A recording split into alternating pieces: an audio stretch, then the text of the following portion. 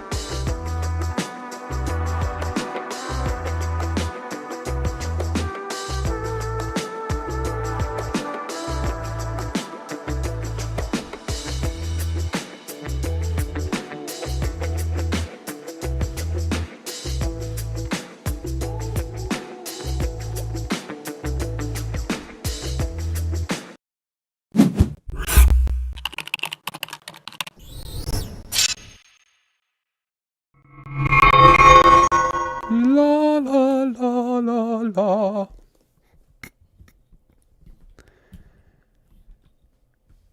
Well, hello and welcome to this Thursday's movie news. I am John from MBE, here to speak about some movie news. It says it up there in that corner. I look very red. My eyes look very red.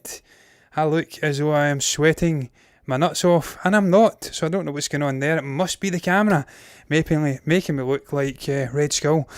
But I assure you, I'm fine and dandy. I'm here to speak about movie news. I'm not going to fuck about. I'm getting right in with a swear word.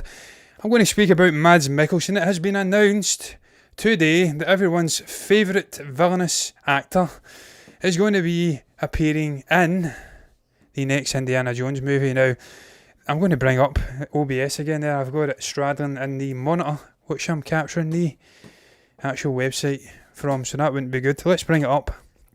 I can't even read that over there, so let's hope it's working well. It's coming in from Empire via Deadline. Look at that Empire website. How fucking bad is that? You just cannot get that website to align with the graphics that I have working in OBS. But look, I'll read it from my iPad because I can't read it from here. I've done every single thing possible to try and read the articles through or beside my camera. I just can't get it to work. But look, this is what they've had to say. I don't know if you can read it, but I certainly can. The cast for the next Indiana Jones film is really starting to come together, and it is, they're right. And they've been winners so far. Following on from the word that Phoebe Waller-Bridge will join veteran star Harrison Ford, there's the news that Mads Mikkelsen will also be coming aboard. James Mangold is in the director's chair for the film, with Steven Spielberg, the man who has overseen all previous indie ventures, stepping back to executive produce, though he'll still be very involved. That makes me nervous when I see executive producer being banded around. That makes me think of James Cameron for it. What is James Cameron? Isn't it done Terminator? Having a bit of a mental breakdown there. I'm pretty sure Jim Cameron did the Terminator movies.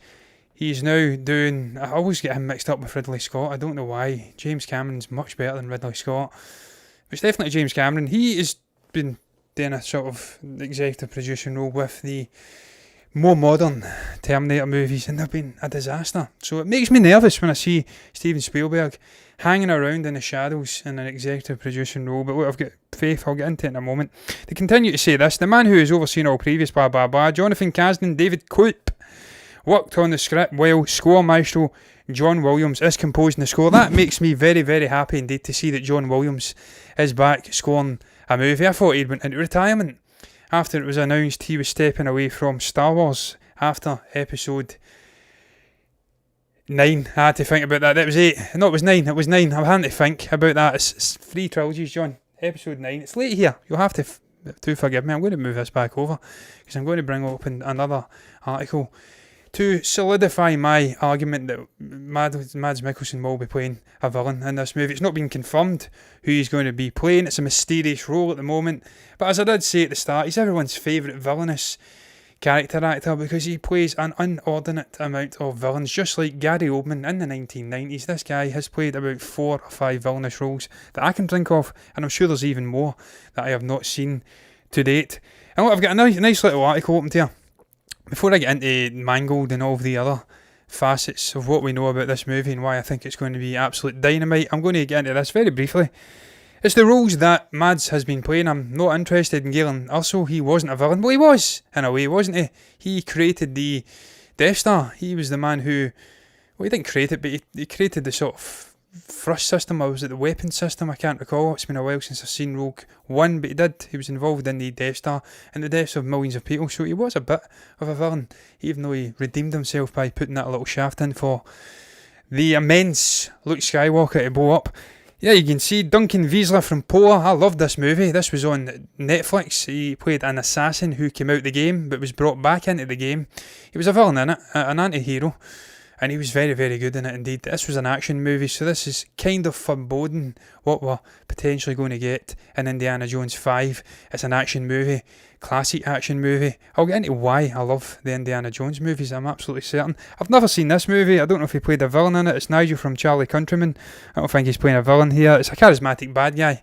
It's not a villain though. He can be a bad guy but not be a murderous and villainous shit.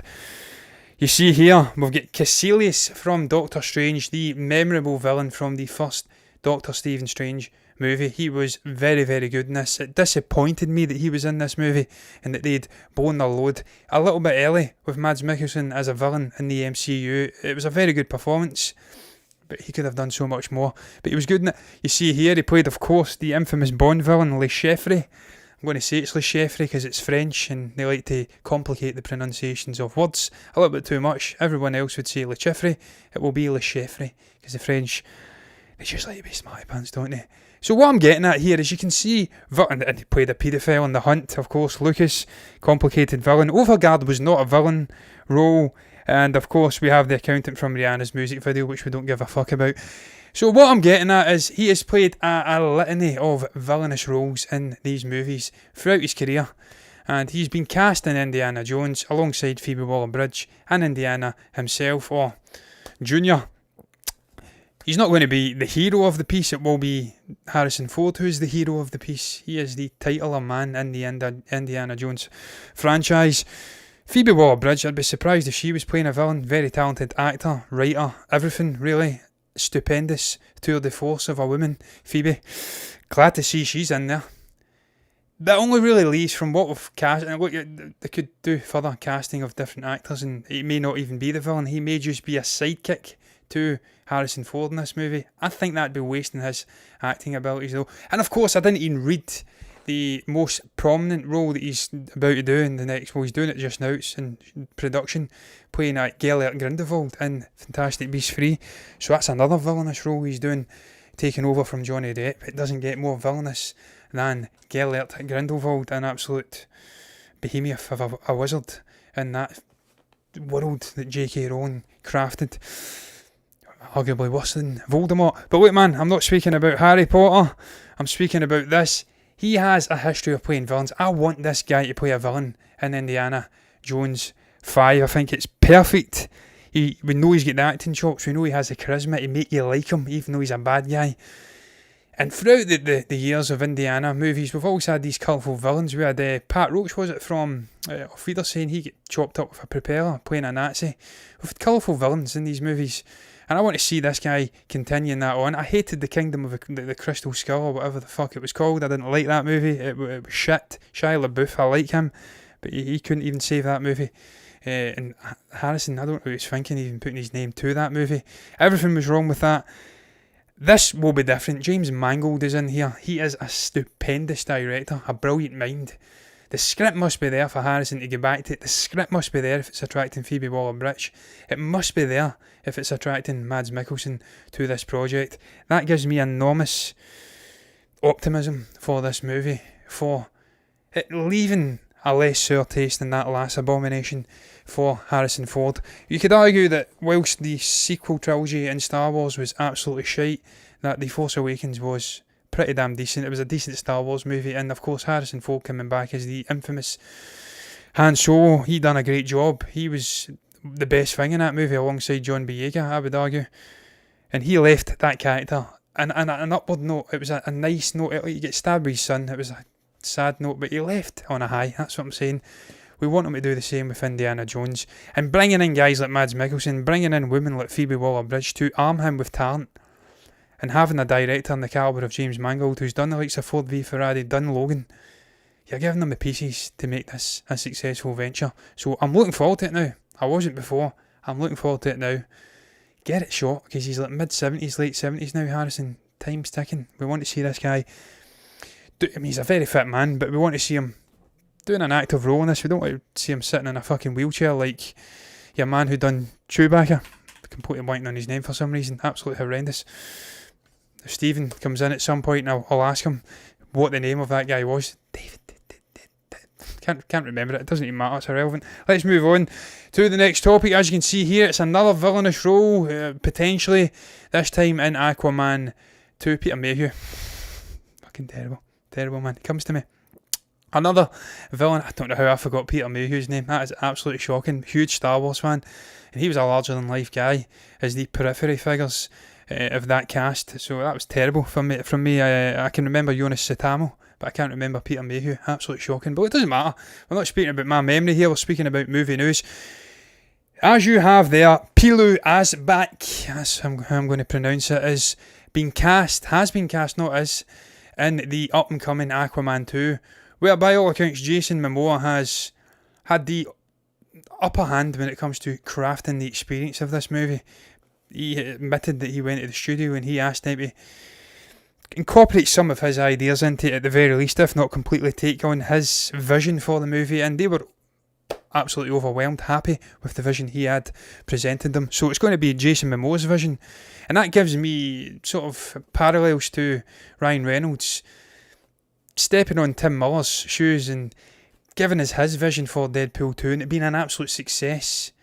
One of the rare sequels that actually pops, and it could arguably I can't say that word tonight.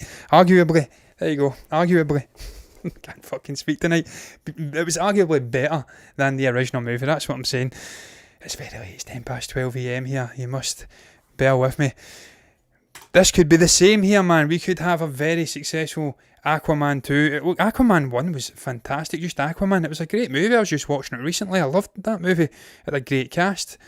Like Sir Patrick Wilson and William Dafoe and the forgetful Amber Heard, who I want fucking out of this movie, this second movie. But we'll get into that, I'm sure. This movie didn't deserve to wait 4 years for a sequel. It should have been done a lot quicker. But it seems to be that DC just are infamous for delaying sequels. We never did get a Man of Steel 2. It took a long time to get Wonder Woman 1984. It went on the streaming service. It didn't do great, did it? Now we've got the same setup with this. It deserved better. But it's getting better now, because Pilou Asbaek, and I hope that's how you say his name, anyone that's watched Game of Thrones will know that this guy was absolutely brilliant as Euron, was it? Euron Greyjoy? I don't know if it was Euron Greyjoy. Did it say here who he played in, what his name was? Was it Euron Greyjoy? I think it was Euron Greyjoy. And he was a villainous little slimy shit in that, cocky, very sure of himself. And he was absolutely stupendous as a watch in that. He almost made the last 2 seasons of that. I'm pretty sure he was in the second last season watchable. So I am excited that this guy's coming back in a villain, potentially villainous role. He's going to be a villain, isn't he? Let's be honest. They even suggest who he can play as a villain in this. I'm going to go straight to that.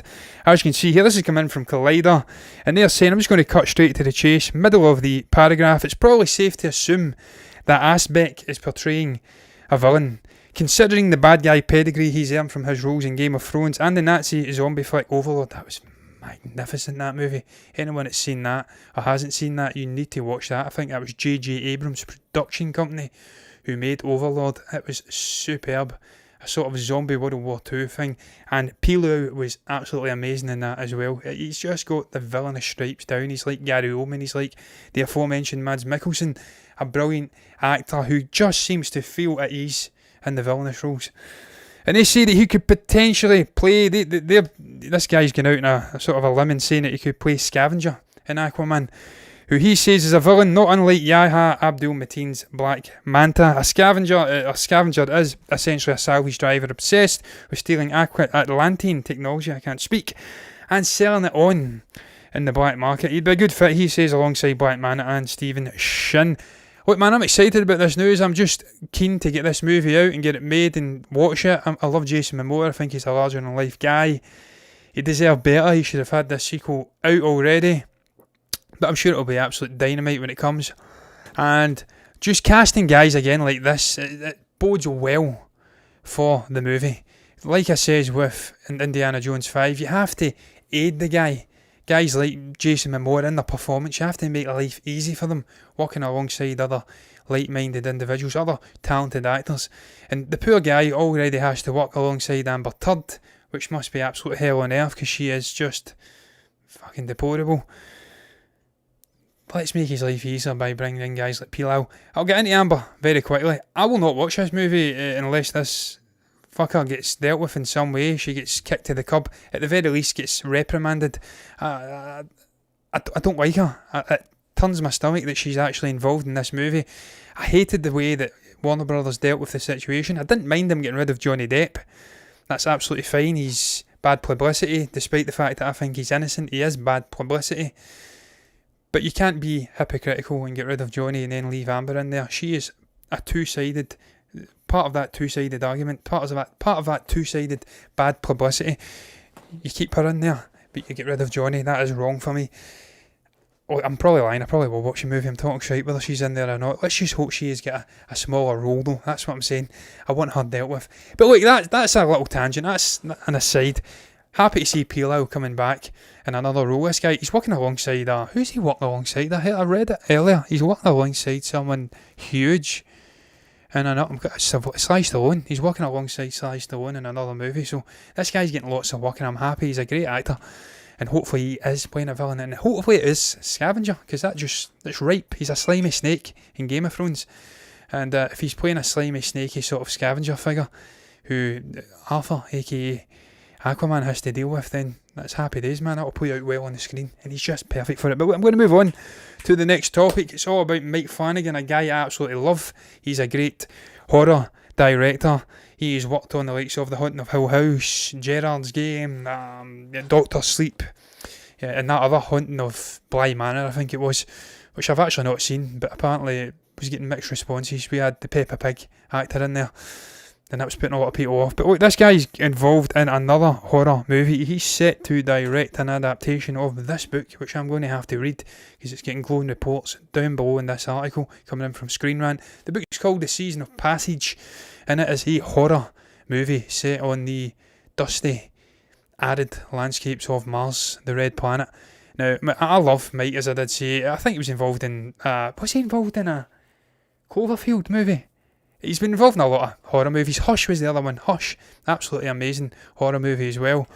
It used the concept of deafness and just upping the scares by having silence and having this killer walking around this big glass house. It was an amazing movie. I'll urge you to watch that if you've not seen it as well. But this is what he's going to be adapting. I'm going to bring it up. This is a little... is this the... I don't know if it is. Is this the... I'm going to have a little read here. Oh, I don't know, but it's talking about it anyway. I'll have a little read. And as announced by Deadline, Flanagan has signed to direct the adaptation of Pikes. This isn't even the fucking thing I'm reading. Jesus Christ, I'm having a mare here. There we go. Is this it? There we go. Is this it, man? Am I even on the same article here? This is a shambles. An absolute shambles. What the fuck is going on here? I'll just read this. There you go, we'll get on with it.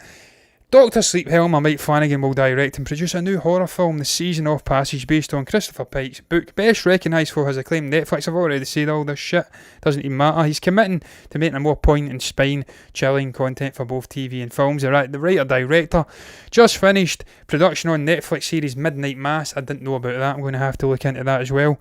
And has already jumped in to adapt Pike's Midnight Club for the streamer. Now, Flanagan has his sights set on another of Pike's novels. In a sense, it's a famous sort of scientist, doctor or something, goes to Mars. There's been a tragedy happened there. There's a bit of paranormal stuff going on. There's a bit of horror thriller stuff going on. It's absolutely perfect for Mike Flanagan. I don't know if it's for Netflix, but if it goes on there, I don't really care. He's done a lot of good work for Netflix.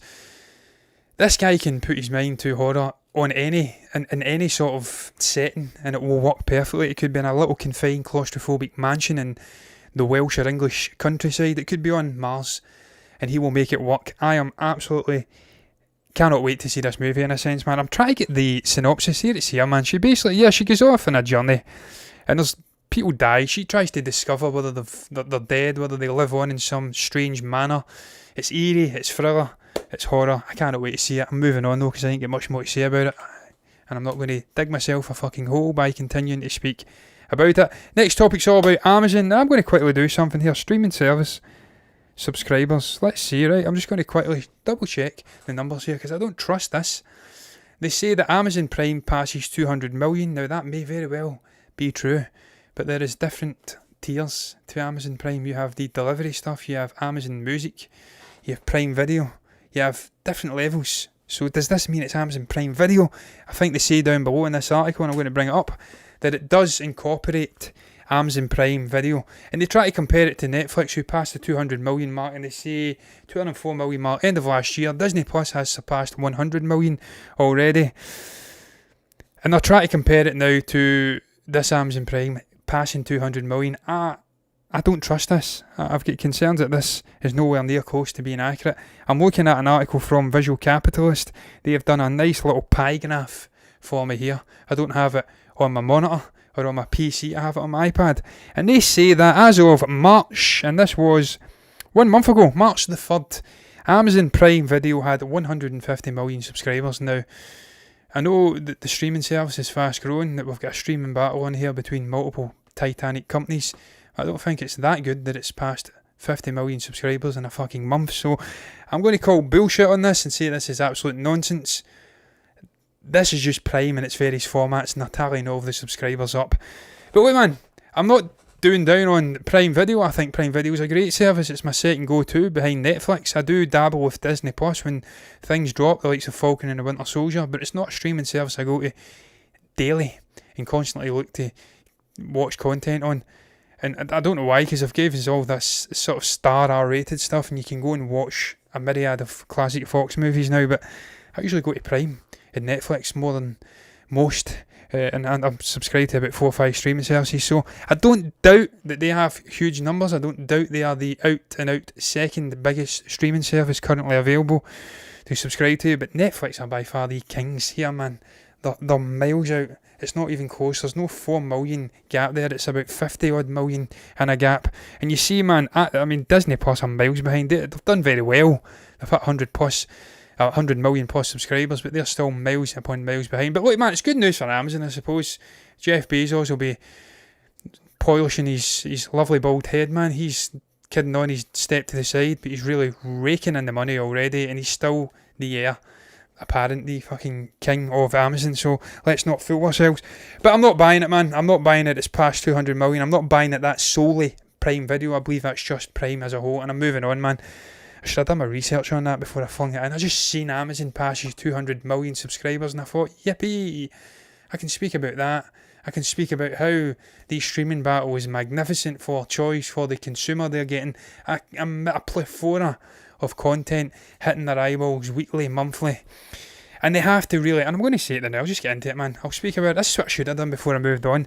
It's good for the actors, it's good for the writers, for the filmmakers who want to come up and have the freedom to do what they want without overheads and having to get box office. And it's good for the consumers like us, because we are in a complete golden era for TV. We're getting a just unbelievable supply of TV companies via HBO, via Netflix, Apple, Amazon, Disney Plus. So the more that they have competition, the more they have to innovate and do something different. They can't rest on their laurels and give us absolute shite content. It's like I keep going back to video games. EA, they don't get pushed enough with NBA stuff, FIFA, Madden. When you don't get pushed, you get lazy and the content drops and everyone suffers. When you've got 4, 5, 6 companies vying for supremacy, it boosts everybody up and everyone wins. More so us, the consumers. But I'm going to move on. Tom Hiddleston has been speaking about Loki. There's a couple of articles that I'm going to bring up because, to be quite frank, he was speaking about the Time Variance Authority primarily in one article. And then in the same interview, he goes off and speaks about what Loki might be about. He's hinting at us that he doesn't want to spoil the experience, but he has a couple of things to say, and he's pointing to the actual logo changing and stuff like that. But I picked up on that months ago, man. So I can't get this fucking article Collider or a joke on the mobile. Let's bring it up, man. I'm not even in Collider just now. I'm in this other one, which I'm going to bring up, the Time Variance Authority. It's in MovieWeb. And he's been out speaking about how the Time Variance Authority is going to work in this TV show. Now, I know all about the Time Variance Authority now. I've done my research into them. They are the sort of masters. They have the key in the lock when it comes to timelines, when it comes to time travel, quantum realms. They control all the various different timelines and make sure everything is in an orderly manner. So when this guy brushes with them, it's going to be interesting, to say the least. And this is what you're getting from the quote. This is what Tom's had to say. The trailer shows a face-to-face with Time Variance Authority and the fame of Owen Wilson. The TVA, an organisation that governs the order of time, like I just fucking said.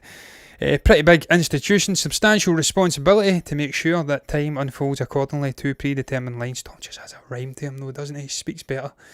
That's that Eton education coming out. He just speaks better English, doesn't he? He's a good half Scotsman though, so I'll not lay into Tom too much for getting educated in the best establishment that money could buy. If I had the money, I'd have wanted to have gone and get educated in Eton as well, believe me. But he says this: so you have an institution that represents order and a character that represents chaos. Therein begins the drama. I love it. Order, chaos, classic. Unstoppable force meets an immovable object. Cannot wait to see how that plays out, man. We're going to get some shenanigans here. He is going to rebel. He's going to push back against this organisation and they're going to slap him about. And we ultimately will get not the Loki we had in Infinity War that died, that was mellowed and was kind of friendlier to his brother Thor. Nor will we get the guy from 2014, whatever the hell it was, Avengers Assemble, who was trying to stab everyone in the back and hadn't been on that journey that we've seen in the Infinity Saga. At the end of this, there'll be pushback, he'll get slapped about. I view this movie almost like, what the hell is it called, the Scrooge sort of Ghost of Christmas Past. He sees various different visions, past and future, and it shapes the guy and shocks him into doing something different with his life. So we will see something in between the two versions of Loki. Old Loki we seen getting strangled, and obviously Infinity War, and he'll come out a different version and come back to the main timeline. That's what I'm hoping. He better not fucking die again. I want to see Tom Hiddleston playing this character in the MCU at large once again. This is what you had to say about Loki as a whole though. Where it's going to go, his thoughts on it. I want to preserve the freshness of the show for when it emerges. That's nice of you, Tom. But something to think about is the show's logo, which seems to refresh and restore. The font of how Loki is spelled out seems to keep changing shape. Loki is the quintessential shapeshifter. His mercurial nature is that you don't know whether across the MCU he's a hero or a villain or an anti-hero. He's everything, isn't he? He's an anti-hero, a villain and a hero all in one beautiful little package, or big package, because he's a big boy. You don't know whether you can trust him. You can. He's literally and physically changes shape into an Asgardian guard or into Captain America repeatedly. Thor talks about how he could change into a snake. Well, he is a snake in the grass, but we love him. Look, I was born in the year of a snake, the year of the serpent, 1989. So I bond with Loki. I'm a fucking snake as well. I love it. So I like the snaky characters. That's why I love Mads Mikkelsen. That's why I love Pilou Asbaek. And I love the fact they're playing these villains in these movies, man, because I love what everybody likes a maverick. They like to watch someone who's a little bit slimy, who gets away with doing things. It's entertaining. You don't want the goody two-shoes. It's like if you're a wrestling fan, who's the best characters to watch? Stone Cold Steve Austin, Triple H, the heels. the slimy, sneaky shits. You know what, to watch the Goody Two Shoes, it get boring as fuck. So that's why we like watching these guys. That's why I want them back in that main timeline. But he's continued on saying this. I think that shape-shifting logo might give you an idea that Loki, the show, is about identity and about integrating the disparate fragments of the many selves that he can be, and perhaps the many selves that we are. What did I say? Just a great communicator, a great orator, is Tom Hiddleston. He's a cream of the crop. He's a cut above the rest of the Marvel actors. Well, I tell you what, Chris Evans can handle himself. He's got a wide variety of vocabulary as well. I seen that when they done the article or the interview with Scarlett Johansson. So there's a couple of witty, good orators. Robert Downey Jr.'s not too bad himself, but I tell you what, Tom's right up there. He's Benedict as well. But what else is he says? I thought it was very exciting because I've always found Loki a very complex construct. Who is the character who can wear so many masks and change shapes and seems to change his eternal feeling on a sixpence? Yes, look man, it must be great. It must be very entertaining to play a character like that. It must be fun as hell. And test the sort of boundaries of his acting abilities. Especially when you're doing things like this, you're going back in time and doing a different version of a character. He's having to confront his actions. And I presume that's what we're going to get in this. The time variance authority, they can go back and flip back and forth between different timelines and show him some stuff. That's what I hope we're going to get. I keep saying I hope it's like a Scrooge out of Christmas period though. It's not fucking Christmas, it's coming out. That's what I want to see, and it must be entertaining as hell for Tom to come back to this character. He certainly has an abundance of offers. He will not have to come back and portray this character. He's doing it because he loves the character, because there's obviously something gravitating him towards this script. It must be dynamite. I keep saying it. The array of different TV shows that Marvel are giving us, Disney are giving us, it's amazing to watch, man. You see WandaVision, it's zany, witchcraft, sort of 1950s TV shows. It's different to anything we've ever seen in this universe. Then you go into Falcon and the Winter Soldier, and it's a thriller, traditional sort of action stuff that we've seen with the Marvel products before, but it's different as well, because we're looking at these side characters and we're looking into their souls and we're balancing racial themes and stuff like that. Then you get this, and it's different again. That is the beauty of TV. The movies have to hit the numbers, they have to earn the money at the box office. You're constricted to what you can do with them. TV, you can do anything you want, man. It's freedom. It's long form mediums in terms of storytelling and what you can do with these characters, and I fucking love it. I cannot wait to see this. Cannot wait to see Tom back again. Very excited. Though you're not sharing anything new for me, Tom, because I'm ahead of the curve. Like Heath Ledger's Joker, I seen the logo changing and I knew what they were doing with it. They were being coy, they were being cheeky. But wait, I'm going to move on to the final topic here. It is the final topic. I'm pretty sure it is. Lokesh Kanagaraj, my favourite director from the subcontinent. Realistically, I don't know many directors. I only really know SS Rajamouli and Lokesh Kanagaraj, and I love SS too. But I particularly love Lokesh because this guy, as I say there, he continues to win at life. This guy is just on a roller coaster. Well, it's not a roller coaster because a roller coaster goes down and up. This guy doesn't go down. He just keeps getting up. He is on a metaphoric. That's not it. Mesmeric is the word I'm looking for. Rise. He has worked with some supreme talent over in India. He's worked with the likes of Vijay Sethupathi, Joseph Talapi for Vijay, a tour de force, that guy. He's working with Kamal Hassan and Vikram. And now, and of course, Karfi, I think he worked with in Kaifi, which was a great movie we reviewed. Now he's potentially going to be working with another huge name. Look at that website, man. India Glitz, get your shit together. What is that? What is that? Get that coded correctly, man. The menu up the top shouldn't be glitching when I'm moving down. Look at this guy, man. Absolutely cool as hell. He's beat COVID and he's just springing right back into action immediately. I'll just read the whole article in a sense because there's, not many things to read, so I'll just go through it. Lokesh Kanagaraj has become a hotshot director after delivering back-to-back blockbuster hits Kaifi starring Karfi and Master starring Talapi for Vijay and Vijay Sethupathi, two great actors indeed. He has currently commenced his next Vikram starring his idol Kamal Hassan, another great actor by all accounts, and Fahad Fasal in the leading roles with Anirudh scoring the music. He's a great composer. I've seen his name pop up a number of times. And we see here a hot buzz in Collywood is that Lokesh Kanagaraj has held talks with Mahesh Babu for his next movie, I presume. It said that the Tollywood superstar was mightily impressed with the storyline, narration, and things could move to the next level in the coming months. I presume they've seen the script, it's there, and it's looking pretty decent. And who wouldn't want to work with Lokesh on the run he's on just now? He is just dynamite, box office gold. He's working with some of the hottest property over in India, so I can't see why your man Mahesh Babu wouldn't want to work with him. It looks as though he does. And look at this guy here, man. This guy is in his mid-40s. This guy looks my age. I'm just turned 32. This guy looks 10 years younger than he is. It's insane, man. I don't know what's in the water over in India, but these people look 100 times younger than what people over here look like. Maybe it's that sun. We're higher up.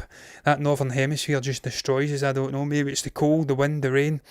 But these guys are just unreal, man. The hair is perfect. They look young as fuck.